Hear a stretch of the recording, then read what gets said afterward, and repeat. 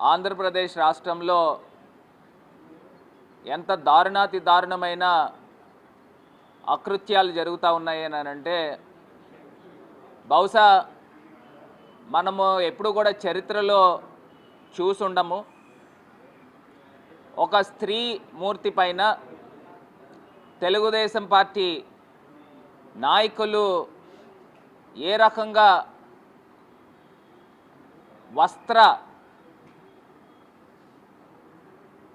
బట్టలు వస్త్ర వ్యవస్థని ఏ రకంగా వ్యవస్థను చేశారనేది ఇవాళ చూస్తూ ఉన్నాము. బహుశా భారతదేశ చరిత్రలో ఈ రకమైన ఘటన ఇప్పటిదాకా జరిగి ఉంటుందని నాకు తెలీదు. అసలు ఆ సీసీ కెమెరాలు కనుక లేకపోయి ఉంటే అసలు ఈ ఘటన వెలుగులోకి వచ్చేదా అని అడుగుతాను. ఒక మహిళ పైన పూర్తిగా ఆ రకంగా బట్టలు తీసేసి నుంచోపెట్టి మళ్ళీ మూత్రం కూడా వేశారంట. అసలు ఎంత దారుణమో చూడండి. ఇది తెలుగుదేశం పార్టీ నైజం. వాళ్ళు ఏ రకమైన వ్యక్తులనంటే టీడీపీ అంటే తడిగుడ్డతో గొంతులు కోసే రకాలు. అబద్ధాలు పునాదుల పైన ఈ తెలుగుదేశం పార్టీ అధికారంలోకి వచ్చింది, మర్చిపోకండి.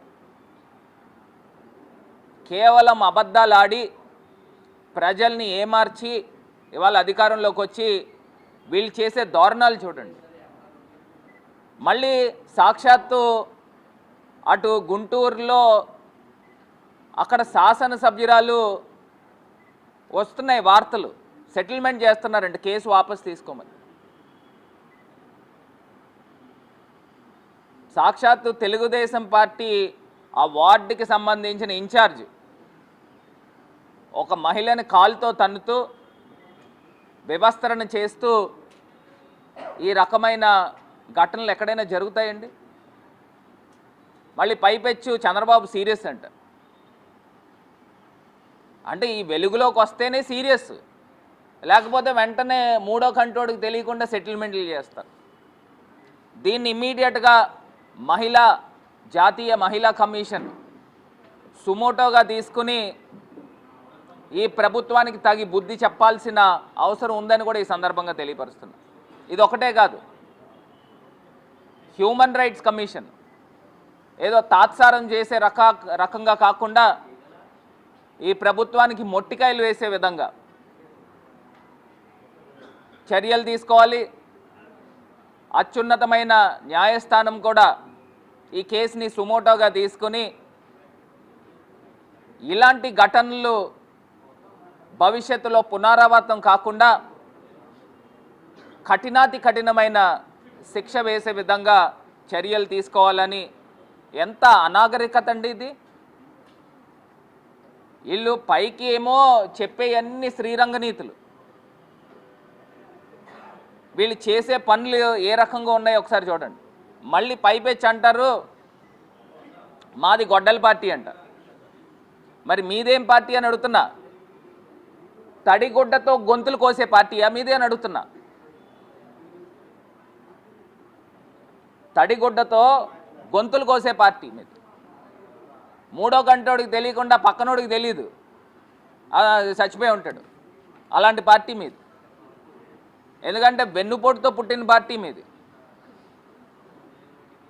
ఇలా నేను చెప్పాలనుకుంటే ఇంత పెద్ద లిస్ట్ ఉంటుంది. నేను అడుగుతా ఉన్నా, అసలు మీరు గొడ్డల పార్టీ అంటున్నారే, ఒకటే చెప్తా ఉన్నా. సాక్షాత్తు దేశంలో అత్యున్నతమైన సిస్టమ్ ఏదైతే ఉందో, సిబిఐ ఉందో, ఈడీ ఉందో, సిబిఐ ఉందో, వాళ్ళు ఇన్వాల్వ్ అయ్యారు. కేసు వాళ్ళ దగ్గర ఉంది. వివేకానంద రెడ్డి గారు యొక్క ఇష్యూ సిబిఐ దగ్గర ఉంది. మరి top most agency government of India ఏజెన్సీలో కేసు ఉంటుండగా మరి వాళ్ళంతా కూడా పూర్తి స్థాయిగా విచారణ జరుగుతుంటే మీరు తీసుకొచ్చి వైఎస్ఆర్ కాంగ్రెస్ పార్టీ పైన బురద జల్లే కార్యక్రమం చేస్తూ ఉన్నారు. ఇందులో ఎన్ని రకాల రాజకీయ కోణాలు ఉన్నాయి అనేది ఒకసారి అర్థం చేసుకోవచ్చు. సాక్షాత్తు ఒకటే మాట చెప్తా ఉన్నా, సాక్షాత్తు దస్తగిరి అనే ఎవరైతే అక్యూజ్డ్ ఉన్నాడో ఆ అక్యూజ్డ్కి సిద్ధార్థ్ లూత్రా, ఎవరండి సిద్ధార్థ్ లూత్రా? నాకు తెలిసి అతను ఎపీరియన్స్కి సుప్రీంకోర్టులో ఎపియర్ అవ్వాలని అంటే కనీస పక్షాన 25-30 లక్షల పైన తీసుకుంటాడేమో, ఇంకా ఎక్కువే తీసుకుంటాడేమో. మరి అక్యూజ్డ్కి ఎవరు ఫండ్ చేస్తున్నారు? అక్యూజ్డ్ యొక్క తరపున న్యాయవాది ఎవరు? సిద్ధార్థ లూత్రా కాదా? దానికి ఫండ్ చేసేది ఎవరు? మొత్తం ఇలా తిప్పి తిప్పి చూస్తే వేళ్ళన్నీ తీసుకెళ్ళి తెలుగుదేశం పార్టీ పైకి వెళ్తాయి. ఫండ్ చేసేది వాళ్ళే. ఎవరైతే హత్య చేశారనే అభియోగము ఆ దస్తగిరి అనే వ్యక్తి పైన ఉంటే అతనికి బాధించే లాయర్ ఎవర్రా అంటే సిద్ధార్థ లూత్రా. సిద్ధార్థ లూత్రా అంటే చంద్రబాబు నాయుడు గారి లాయర్. ఇవాళ ప్రజలందరినీ కూడా డైవర్షన్ చేసి ఈ ప్రజలందరినీ కూడా తీసుకెళ్ళి వైఎస్ఆర్ కాంగ్రెస్ పార్టీ గొడ్డల పార్టీ అనే ఒక ముద్ర వేసేసి వీళ్ళు ఎంతసేపు కూడా ఒకటే చెప్తున్నానండి, వీళ్ళు ఒక నెరేటివ్ డ్రైవ్ చేస్తారు. చంద్రబాబు నాయుడు గారు ఏ పబ్లిక్ స్పీచ్లో నెరేటివ్ డ్రైవ్ చేస్తాడు. ఆ పైనుంచి కింద దాకా దాన్ని వెంటనే ఒక 10 నిమిషాల్లో ఏబిఎన్ ఆంధ్రజ్యోతి పట్టుకుంటుంది, ఈనాడు పట్టుకుంటుంది, TV5 పట్టుకుంటుంది, వాళ్ళ మహా న్యూస్ ఛానల్ పట్టుకుంటుంది, ఈనాడు పేపర్ పట్టుకుంటుంది, ఆంధ్రజ్యోతి పేపర్ పట్టుకుంటుంది. కిందన వాళ్ళ అధికార ప్రతినిధుల దగ్గర నుంచి మొత్తం ఆ నెరేటివ్ని అంతా ప్రజల్లోకి ఇంజెక్ట్ చేస్తారు. అబద్ధాన్ని ఇలాగ ఇంజెక్షన్ ఇస్తూ ఉంటారు, స్లో పాయిజన్ లాగా.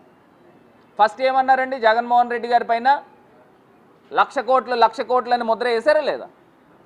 ఏమైందండి 1,00,00,000 కోట్లు?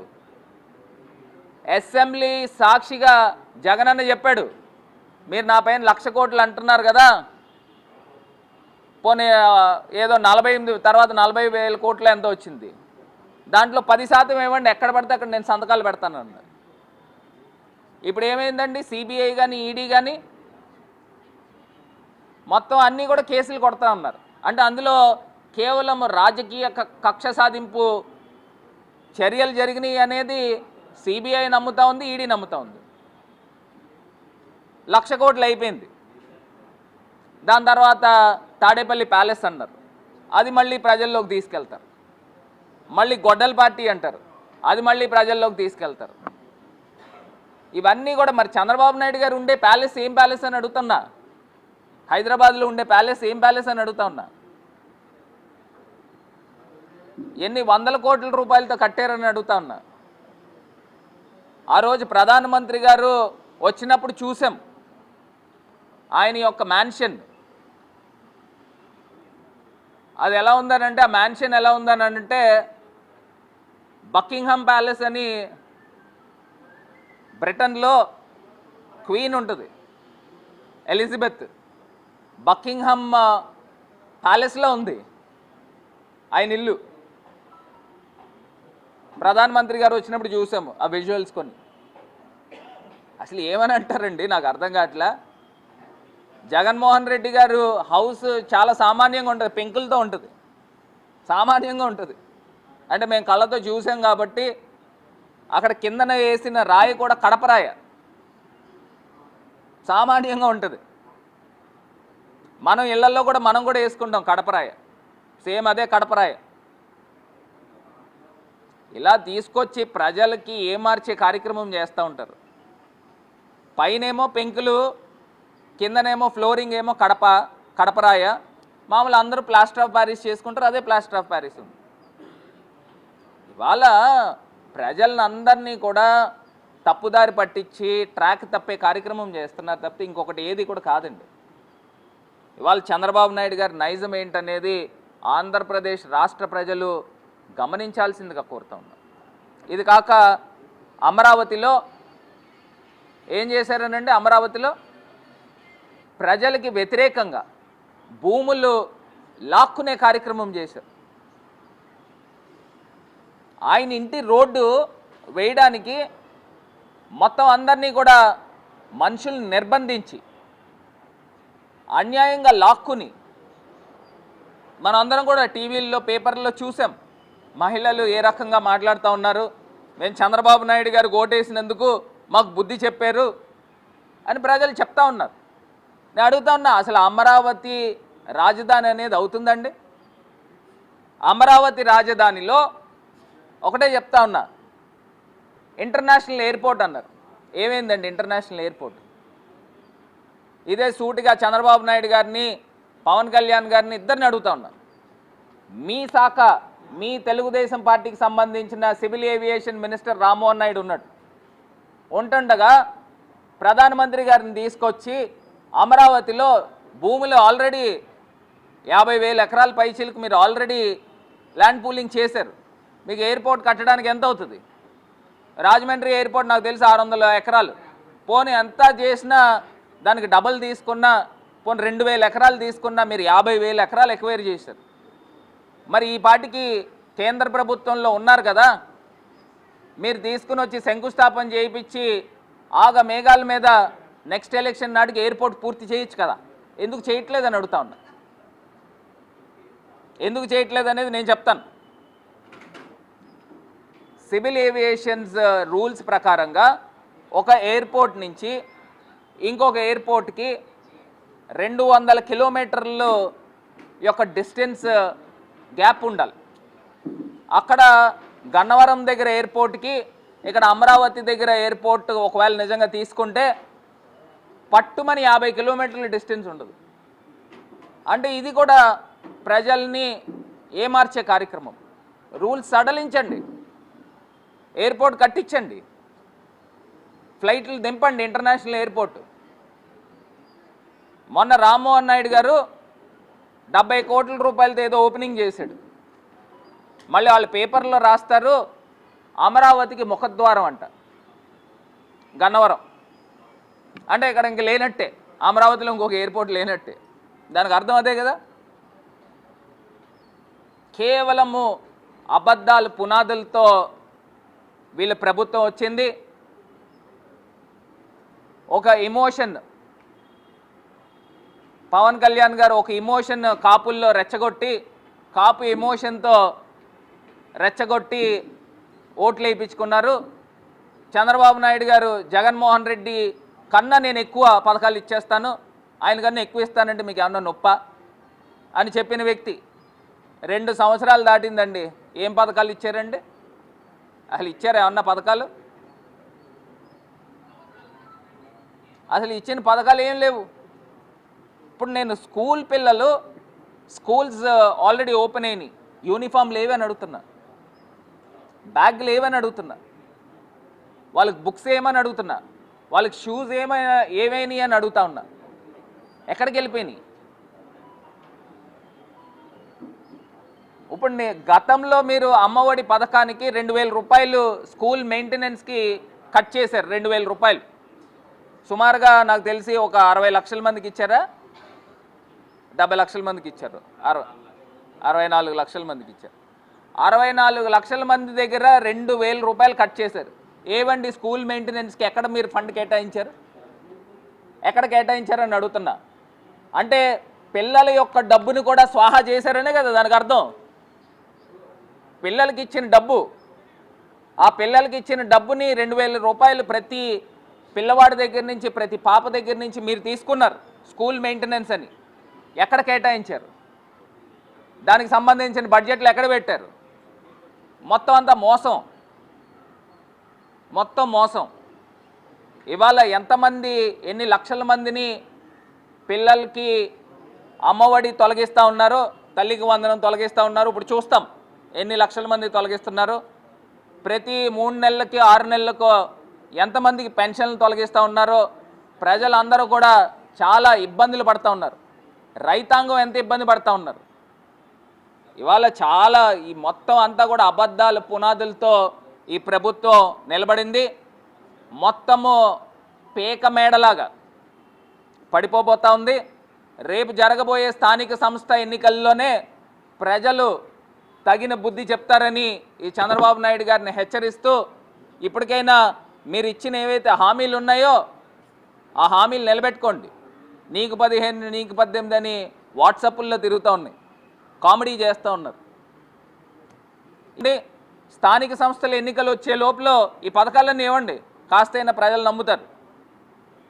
పోనీ ఎలక్షన్ ముందరైనా ఇచ్చారురా బాబు అని ప్రజలు అనుకుంటారు. ఇవాళ ఏదో తీసుకొచ్చి తల్లికి వందనం వేసేసాం అని చేతులు దులిపేసుకుంటే కుదరదండి. ప్రజలు ఎక్స్పెక్టేషన్కి రీచ్ కండి. ఇంకొక అంశము జగన్ 2.0 జగన్ అన్న 2.0 యొక్క పోస్టర్ లాంచ్ కూడా ఉంది.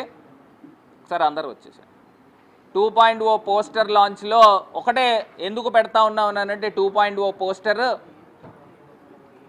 ఇవాళ ఆంధ్రప్రదేశ్ వ్యాప్తంగా వైఎస్ఆర్ కాంగ్రెస్ పార్టీ నాయకులని కార్యకర్తలని ఏ రకంగా అక్రమంగా అన్యాయంగా అరెస్టులు చేస్తూ ఉన్నారో, దారుణాతి దారుణంగా ప్రజల్ని ఇబ్బందులు పెడతా ఉన్నారో, ఇవన్నీ కూడా ఈ యాప్లో ప్రజల పక్షాన్ని నుంచునే దానికి మేమందరం కూడా సిద్ధంగా ఉన్నామని తెలియపరుస్తూ రాజమహేంద్రవరం నుంచి పెద్ద ఎత్తున కార్యకర్తలు అందరూ కూడా వేలాది సంఖ్యలో ఈ యాప్ని డౌన్లోడ్ చేసుకుంటాము. ఆల్రెడీ చాలామంది చేసుకున్నారు, ఇంకా డౌన్లోడ్ చేసుకుంటాం. మొత్తం ఏమేమి అంశాలు జరుగుతూ ఉన్నాయి అనేది ఈ యాప్లో పూర్తి స్థాయిగా డౌన్లోడ్ చేసి మొత్తం అన్నీ కూడా